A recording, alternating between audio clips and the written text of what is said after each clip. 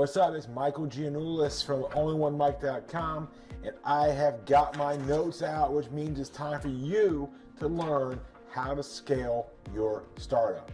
What are we going to cover? I'm glad you asked.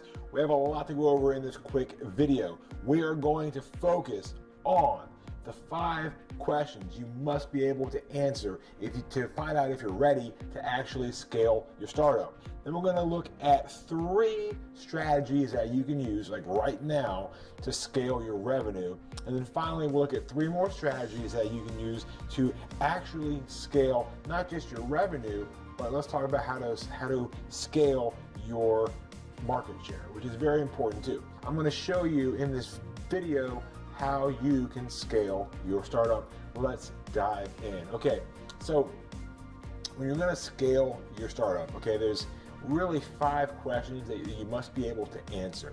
You've got to be able to know these things, because if you don't, then odds are you're not ready. If the answer isn't yes, you're probably not ready. So here's the first question. Is your main product dialed in? So whatever you sell, right, is it ready? Is it tested? Is it proven? Is it converting? Right? Do your customers love it? Because if they don't, then the odds are when you scale, you're just going to face problems, and you're probably going to break a lot of things. So you really want to make sure that that product is dialed in before you begin to sell more of it. Because really scaling means selling more of that main product. And so you want to really spend some time, review everything, and make sure you've dialed it in. Number 2, do you know who your perfect customer is? Okay, because we all know that a startup is all about finding that perfect product and selling it to that perfect customer. So if you're not sure who your perfect customer is, which is, you should have spent some time and created that avatar, and you should be able to tell me, if we were to sit down and talk, you'd be able to say, hey, my customer is Bob, and he's 45, and he's dealing with this problem, and my product solves it because we do this for Bob, and Bob loves it. So you really want to make sure that, like I said at first, that your product is dialed in, but then 2, that that who you sell to is really, really dialed in, because this brings us to question number 3, which is, have you identified other customer groups or other avatars that you can go after next? Because the big key is you can scale so far by selling to all the Bobs, right? There's so many Bobs, and you're going to get them all, the ones that will actually buy from you. But then you need to start finding other customer types. You need to find Susies and Janes and Bills and whoever they are. You have to start now to think about how you're going to scale, because when you're scaling, you're going to be going after new channels. So maybe you've run ads on Facebook. Now we're going to move over to Google. We're going to move over to Pinterest. We're going to move over to Instagram more, right? There's different channels, and different channels have different audiences where they hang out. So you really want to begin to think about who is that audience going to be that you're going to scale into, all right? Question number 4, this is a big one, big. Are your systems scalable? What kind of systems? I'm talking about your technology. I'm talking about marketing, your sales team, your operations team, your customer service, your product fulfillment. I'll give you a quick hint about your tech. It's probably not scalable. Now, you may think it is, and maybe it is, but the truth is, when you scale, you're going to break it probably. You're going to have a lot of issues. That's just the way it is. As you get started and as you're scaling, things will break. So you have to go into it expecting that. But that doesn't mean you just wait around for things to break. You can start right now by meeting with your team and saying to them or asking them a very simple question. If we were to 10x sales tomorrow, or 10x tech requests, or 10x customer support requests, right? What would break? And they know, they'll tell you, because there's already feedback coming through your organization that's telling you what's going to go wrong. So you can get in front of that and begin to fix it while you start scaling. That's a big one. So what are you scalable? And then question number 5, this is another big one. Do you have the cash set aside to actually invest and wait for that ROI, or that return on investment? See, one of the dirty secrets of scaling a company is that you're really putting in a lot of cash up front. You're kind of pouring in, picture it almost like a coal engine or whatever. You got the little scooper and you're throwing coal in, and you're burning it, you know, and then over time, that's burning down and being converted to energy. Well, you picture when you're scaling, that coal is your cash, and you're literally burning cash up front by putting it towards ads, and then you're trying to go from there and convert that spent cash into future cash that would hopefully be worth more. There's a whole thing, we won't go into it right now, but it's called the customer cash conversion cycle, which is how long does it take from when a new prospect comes in on day 0, how many days until they're putting money in your bank. The longer that time frame is, the more cash you're going to need to wait around for that money to come back into you. Okay, so those are the 5 questions you really need to answer. What we want to do now is we're going to look at what are the 3 strategies that you can use when scaling your startup to bring in some more revenue. Because again, if you're going to be burning all that cash, what you want to be able to do is have some revenue, have some cash coming in, maybe with some extra cash that you can put towards scaling. So what are those 3 strategies? Well, first one is selling more of your main product. That's pretty obvious. Like, you know, you're like, all right, Mike, wow, what a genius, right? But it's important to really think about that, because you're going to be selling that main product a lot more often. So what are the things that you can do to make it more appealing?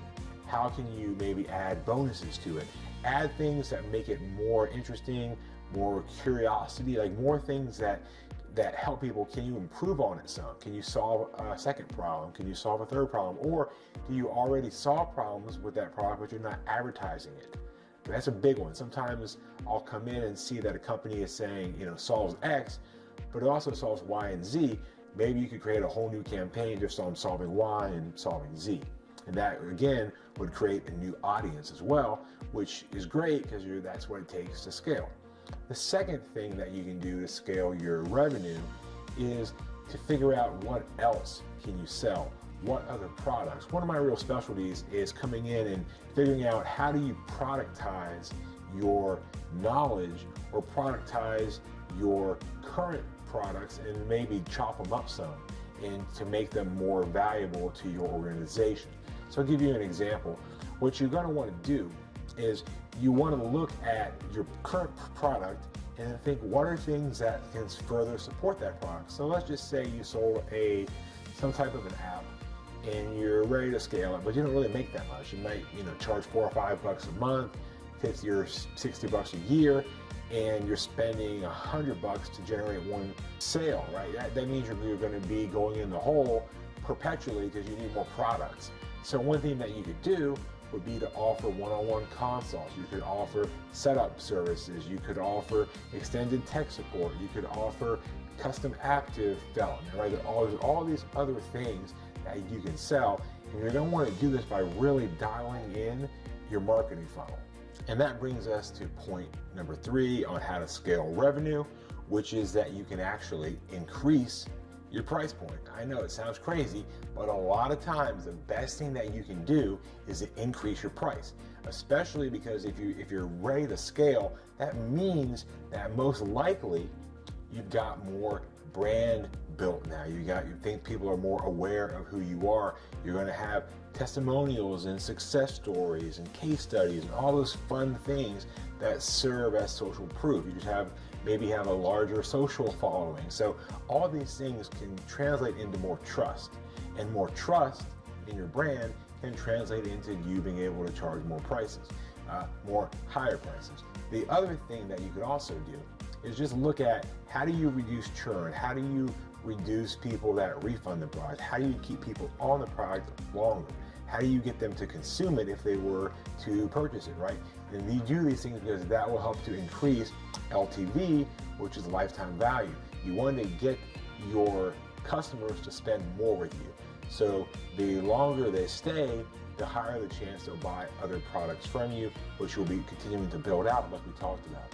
Okay, so that's how you can scale revenue, 3 quick strategies. Now, let's look at this. How can you actually scale your market share as a startup? So number 1, we've kind of already talked about it some, but it's very, very good, you want to go out and find new audiences for your current product. Okay, so give you a very weird example, but the other day I went to get mulch. I found a place that actually gives you mulch absolutely free. If it's like, it was the real cheap stuff. It wasn't a big project, so I was like, sure, I'll take some free mulch. So I went and got it, and the guy just dumped it in, and I was very curious. I was like, how do you give away mulch? It was this big place. There was like tractors, all this stuff, and I found out that they had like 7 or 8 different types of mulch. So I was doing like the real cheap stuff, but they had like really good mulch. What I found out was that they actually are a garbage dump. Landscapers come there every day and like drop off whatever they chopped down that day. And I was like, oh, that's cool. So they come drop it off for free, and you turn it into mulch and you sell it. And he was like, no. They actually pay us to drop it off, and we just give them a little bit of a discount, so we're a little bit cheaper. So they used to just do that. They used to just have the people come and drop off their little tree branches, and they would burn it or chop it up or do whatever. But then they got the idea that, wow, we could turn this into mulch. So they actually found a whole new audience. So now they get a product that they get paid for to take, they convert it to mulch, they give away some of it free to learning people like me, and maybe while I'm there, I'll go ahead and upgrade to the better mulch. So that's just one little way. So now, same product, same process, they just added some equipment to convert the tree branches into mulch, and now they've got that going. So it's like, it's a great way to do it. So you could think about what are some products that you could either add on, or some audiences that you could sell to. How could you break up your existing product to appeal to different audiences? Number 2, when you want to scale up your brand awareness, you really want to look at how can you move into more channels. And we talked about this some, but you really want to hone in on where your audience is at, and then go out there and start going for those additional channels. Channels could be things like we said, like Instagram, Facebook, Twitter, Pinterest, right? And again, the avatar will point you to the right channel. So where do your people hang out? Also, not just thinking about online, but there's also radio and billboard and satellite, and even old school. If your audience is older, you could actually still do targeting, and believe it or not, newspapers actually still work, right? So it's all about targeting that right audience and expanding channels. Google, of course, is huge between YouTube and GDN and search. There's all those different channels, so you're going to want to begin to play around with that. Retargeting is very big too, so that you become sort of omnipresent. So people hit your site once and then they see you everywhere. That's a great way to kind of increase your brand and make people more aware of who you are and who your startup is. Number three, great one for building up that brand. And right now it's tough, I know, because if you're watching this in the future, this was shot way back in 2020 when we were dealing with the whole COVID-19 drama. But when that's all finally gone, a great thing to do is to do the trade shows and becoming sponsors of the events. A big one that you can also do that is kind of overlooked is becoming a sponsor on podcasts. I mean, podcasts at this day and age are being heard by millions of people. The biggest podcast in the world is, I believe right now, the Joe Rogan podcast, being heard by over 10 million people a day. That's huge. I don't think anything else even comes close to that. And you can get, I'm not saying you can get on his show, but there's all these podcasts that you can get into that target a niche, that target a specific audience. So that's one other great way that you could do that. That's it. Those are my 3 strategies that you can use to scale your market share. So we talked about the 5 questions that you must be able to answer before you're ready to scale your startup. We went over 3 different strategies that you can use to scale your revenue, and 3 more strategies that you can use to actually start building and scaling your market awareness. I really hope you enjoyed this training. I hope you enjoyed the price because it's free. So no refunds on this, but thanks for watching. Like, share, subscribe. If you want more info like this, I do run the Scale Up newsletter. The link will be down below in the comments down there. And I blog at onlyonemike.com. Thanks for watching, and make it a wonderful day or night or whenever you're watching this.